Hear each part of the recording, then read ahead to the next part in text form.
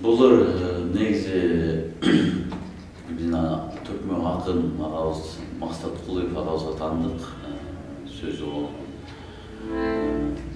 Ошол агабыздын теңим бар деп мен да биринчи укканда эле ушундай жактырып, булардын да соң кайрыктары бар экен. Ошолорду жактырып мен да ырдап калдым. Болсо ошолорду аткарып берейин сиздерге.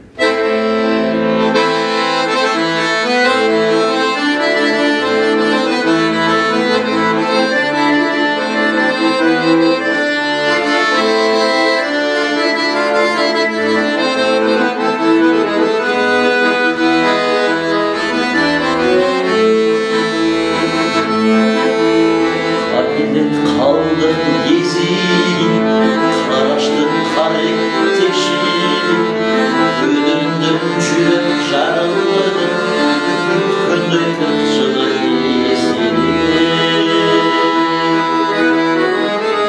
Yasunlağanda evim var, tegimi varmış onu evim var, Kamıştan kaldım geziyim, yapanlarında egegim var.